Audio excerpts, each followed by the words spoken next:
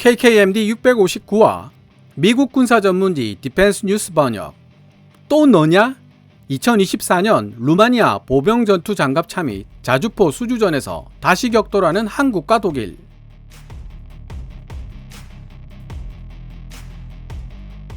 (2023년 1월 23일) 미국의 군사 전문지 디펜스 뉴스는 호주로부터 멀리 떨어진 루마니아에서 하나 AS-21 레드백과 라인메탈 KF-41 링스의 재대결을 볼 수 있게 되었다고 보도했습니다.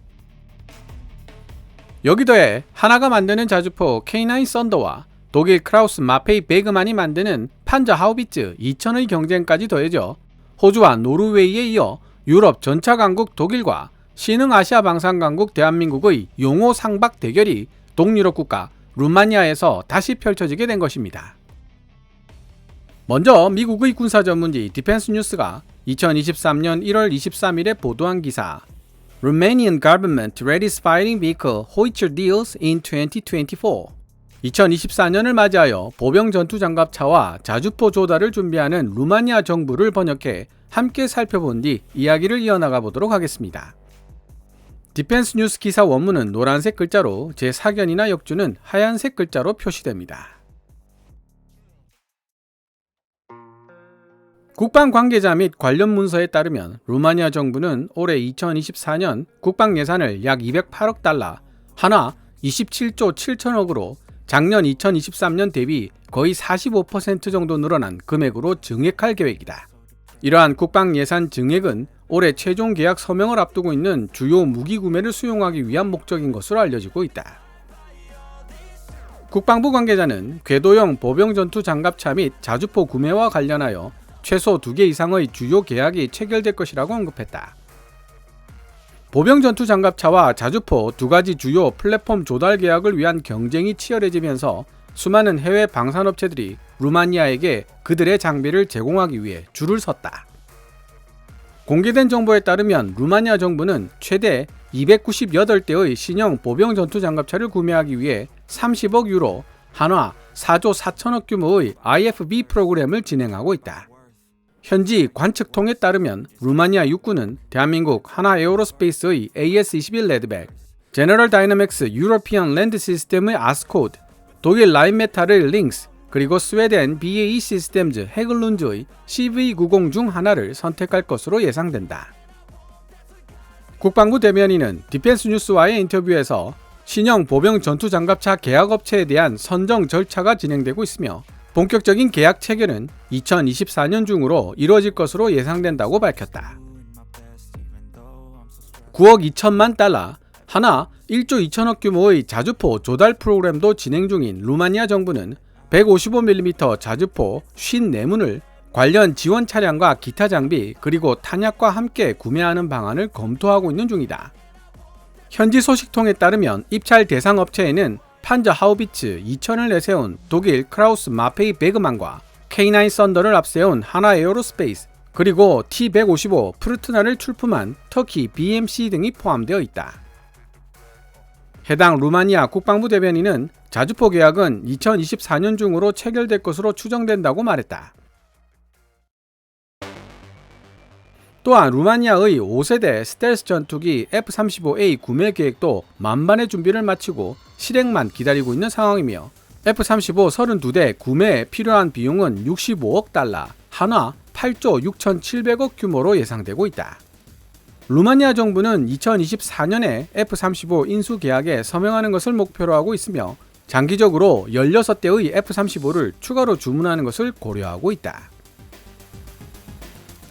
단순 계산해보면 루마니아가 구매하는 F-35A의 대당 가격은 대략 2,700억입니다. 물론 유닛 코스트에 기타 부대 비용까지 모두 포함된 프로그램 비용이겠죠. 2023년 8월 13일 SBS 뉴스는 미 F-35보다 비싼 KF-21 도입 계획 어쩌나 라는 제목의 뉴스를 통해 다음과 같은 주장을 펼쳤습니다. 첫째, KF-21 보라매의 대당 가격은 880억, 현재 환율로 대략 6,500만 달러로 미 스텔스 전투기 F-35보다 비싼 가격이다. 둘째, KF-21보다 성능이 더 우수한 F-35A의 가격은 처음에는 대당 1억 달러 이상이었지만 2022년 7천만 달러대에 안착했고 2023년 6천만 달러, 한화 800억대 진입이 확실시된다. 800억과 2,700억. 아무리 유닛 코스트와 프로그램 코스트 사이의 간극이 크다고 해도 너무 심한 가격 차이입니다. 제가 소개해드린 적도 있지만 미국 언론들 중에는 F-35A의 가격이 절대 8천만 달러, 한화 1,060억 이하로 떨어질 수 없다고 보는 것도 있습니다. F-35A의 유닛 코스트가 1,060억 이상이라면 2,700억이라는 프로그램 코스트가 오히려 합리적으로 보일 정도입니다. 2022년 2월 10일 로이터 통신이 보도한 내용에 따르면 인도네시아에 판매된 라팔의 대당 프로그램 가격이 약 1억 9,285만 달러, 현재 환율로 한화 2,500억 정도가 됩니다. 즉 라팔이나 F-35나 비싸기는 거기서 거기라는 뜻입니다. 향후 실제로 수출이 되어 봐야 KF-21 보라매의 프로그램 코스트를 계산할 수 있겠지만 KF-21의 유닛 코스트가 F-35나 라팔보다 비쌀 것이라는 SBS의 주장은 여러 외신 내용에 비추어 봐도 합리적 근거가 떨어집니다. 이러한 국방비 지출 양상은 러시아가 우크라이나를 침공한 이후 신속한 해외 군사장비 조달을 통해 군사력을 향상시키려는 루마니아 정부의 노력과 일맥상통한다. 루마니아의 수도 부쿠레스티에 거주하는 안보 및 국방 분석가 알렉산드르 조르제스쿠는 디펜스 뉴스와의 인터뷰에서 루마니아 정부가 시행하고 있는 군사 장비 조달 정책의 핵심은 육군과 공군의 강화에 있다고 말했다. 모두를 깜짝 놀라게 만든 루마니아의 국방비 지출 페이스는 이미 거액의 돈을 해외 업체들에게 투자한 만큼 최대한 많은 이익을 돌려받기 위한 일부 정부 조직의 변화로 이어졌다. 조르제스쿠는 해외 파트너들이 특히 절충 교역 분야에서 루마니아 방위 산업체들과 긴밀하게 협력할 것으로 예상된다고 말했다. 루마니아 정부는 이러한 목적을 효과적으로 달성하기 위해 루마니아 국방안보기술산업협력청을 설립했지만 지난 몇 년간 정부 간 거래, 가버먼트 투 가버먼트 방식으로 구매하는 군사 장비들의 숫자가 증가하고 있으며 루마니아 정부는 군사 장비의 조달을 위해 정부 간 거래 G2G에 점점 더 많이 의존하고 있다고 그는 덧붙였다.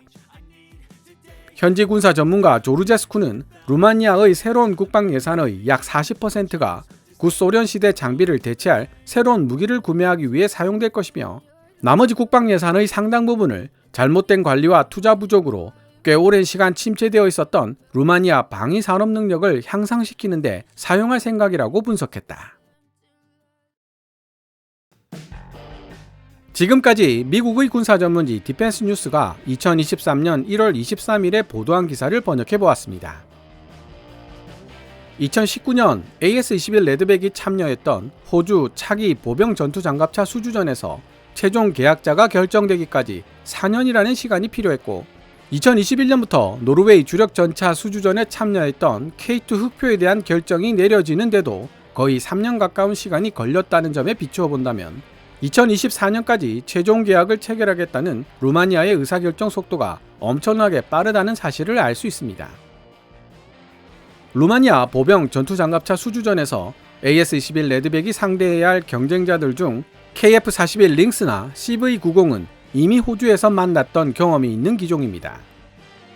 호주 수주전에서 최종 결승까지 진출했던 AS-21 레드백과 KF-41 링스가 루마니아에서도 역시 유력한 우승 후보라고 볼 수 있겠죠. 그런데 불과 1년 전에 완료된 호주 보병 전투장갑차 수주전 자료를 살펴보면 루마니아 수주전이 어떻게 진행될 것인가에 대한 약간의 힌트를 얻을 수 있습니다. 보병 전투장갑차 선정 작업과 자주포 선정 작업이 동시에 이루어진다는 사실에 착안한 것인데요. 호주 수주전에서 호주 정부는 자주포 AS-9 헌트맨과 보병 전투장갑차 AS-21 레드백이 같은 파워팩을 공유하고 질롱에 생산 공장을 건설하여 지역 경제에 이바지한다는 사실에 후한 점수를 준 것으로 알려져 있습니다. KF-41 링스를 만드는 라인메탈과 펜저 하우비츠 2000을 만드는 크라우스 마페이 베그만이 같은 독일 업체라고는 해도 엄연히 독립된 별개의 업체인데 반해 K9 자주포와 AS-21 레드백 모두 한화 에어로스페이스라는 동일한 회사에서 생산되는 제품들입니다. 만약 루마니아가 AS-21 레드백과 K9 썬더를 동시에 선택한다면 현지 공장 설립부터 부품의 공유, 기술 이전 문제까지 원스톱으로 해결할 수 있다는 뜻입니다. 물론 독일과 대한민국 두 나라 중 어느 쪽이 기술 이전에 더 관대한지는 이미 전 세계가 다 알고 있고요. 기사 본문에서도 언급되고 있지만 루마니아 정부는 국방 예산의 상당 부분을 잘못된 관리와 투자 부족으로 꽤 오랜 시간 침체되어 있었던 국내 방위산업 능력을 향상시키는 데 사용할 생각을 하고 있습니다. 루마니아 국방안보기술산업협력청이라는 긴 이름을 지닌 전담 기구까지 만들었을 정도로 무게중심을 두고 있습니다. 더구나 루마니아는 우크라이나와 국경을 맞대고 있어 러시아로부터의 위협에 직접적으로 노출되어 있으며 구소련 시절부터 보유해온 낙후된 무기체계들을 나토 규격의 신형 무기체계들로 교체해야 할 필요성에 직면해 있습니다. 그런 루마니아에게 좋은 선례를 보여준 유럽 국가가 있습니다. 맞습니다. 대한민국으로부터 K2 흑표와 K9 썬더를 대규모로 구매한 폴란드가 루마니아에게 어떤 식으로 구소련 무기들을 교체할 것인가에 대한 좋은 아이디어를 주었다고 많은 해외 군사 전문지들이 지적하고 있습니다. 물론 노르웨이 수주전에서 아깝게 패배한 K2 흑표처럼 성능 면에서 좋은 평가를 받더라도 정치적인 이유로 AS-21 레드백과 K9 썬더 조합이 독일에게 또다시 패배할 가능성도 있습니다. 하지만 독일과 끈끈한 경제적 협력 관계를 유지하고 있었고 주변 국가들이 독일 레오파드를 운용하고 있었던 노르웨이와는 달리 루마니아는 독일과 깊은 경제적 협력 관계가 없으며 구소련 시대 무기를 운용하고 있었다는 점에서 큰 차이를 보이고 있습니다. 오히려 설마설마했던 폴란드가 대한민국을 선택했던 이유가 루마니아에게 큰 영향력을 미치고 있다고 분석해야 할 것입니다. 방금 깨달은 것이지만 어느새 해외 군사 전문지들이 주력 전차 및 자주포 분야에서 독일과 대한민국을 같은 레벨로 두고 이야기를 하고 있고 저도 그런 사실에 대해 별다른 저항감을 느끼지 못하게 되었습니다. 불과 4-5년 전만 해도 상상할 수 없었던 일이 현실이 되어버렸네요. KKMD 구독자 20만을 앞두고 K2 흑표에 멋진 모습이 담긴 컴퓨터 배경화면 월페이퍼를 i1 스튜디오에서 선물해 주셨습니다. K2 흑표 배경화면을 다운로드 받고 싶으신 분들은 고정 댓글에 표시된 링크를 따라 KKMD 블로그를 방문하시면 됩니다. 다운로드 받으시면서 그 아래에 있는 광고 배너도 함께 꾹 눌러주신다면 큰 도움이 될 것 같습니다. 지금까지 시청해주셔서 감사합니다. 케빈스 밀리터리 채널 KKMD